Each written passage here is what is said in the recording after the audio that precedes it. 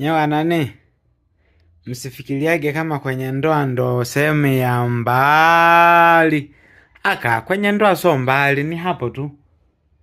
Ni hapo tu. Watu anaenda jana tu, wanarudi leo.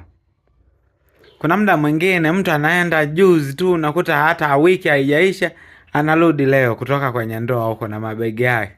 Sasa ni vile tu, shida ni kwamba huwa wanasahau, wakisharudi huwa wanasahau njia walioendea, na hata wakati wa kurudi njia aliyopita hawaikalili kusudi warudi tena kwenye ndoa, kusudi iwe kama shift hivi, kwenda kurudi kwenda kurudi kwenda kurudi, kawa ni kama kamchezo. Shida tu ni kwamba huwa wanasahau njia walizokuwa wanaendea na njia aliyokuwa anairudia, kusudi walau iwe kama shift, na si tukalili kama shift tu, kwamba sababu sio mbali, mtu anaenda anarudi anaenda anarudi hivyo, yani walau tu tunaona. Sasa shida, wakienda wanakaa kidogo wanarudi, wakirudi walio wengi wanajisahau, wanatulia kabisa. Kama akitaka kwenda basi anaenda njia nyingine. Sasa hapa si ndo tashindwa kuelewa. Sasa kwa nini kama sio mbali anaenda anarudi, wasiwe anaenda anarudi anaenda anarudi? Mkumbukage njia basi kama hii. Sasa vitu vingine ukiviona kwa jirani unaweza kaona kama ni vyepesi vikukute. Sasa alafu licha ya hiyo, masuala mengine unaweza kahisi kama watu fulani hivi ndio wenye makosa au wakosefu na nini, ila yaje kwako.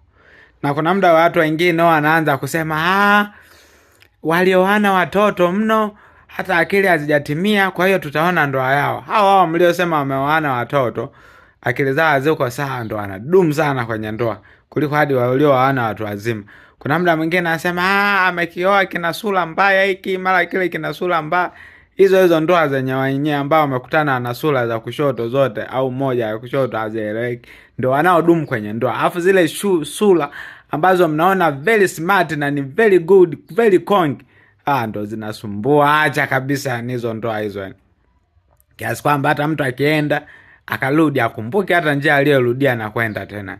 Anapita, akiamua kupita basi anakaa kwa kujifikiria, achuje chozi akae, ndo anapita njia nyingine sasa kuendea huko kwenye ndoa nyingine. Basi sasa ukiona ndoa ya mtu aidha sura zao walioana hazieleweki au moja haieleweki, usiwacheke watu kwenye mahusiano yao au kwenye ndoa yao. Wana mipango yao na Mungu ana baraka zao.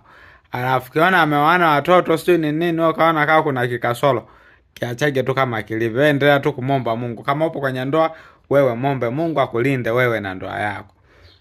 Kama upo kwenye mahusiano, endelea Mungu akulinde tu na kwenye hilo uhusiano lako. Hizi ndoa hazieleweki. Leo hili, kesho lile, kesho kutwa lile, mtondogo lile, mara shwa umepata njia.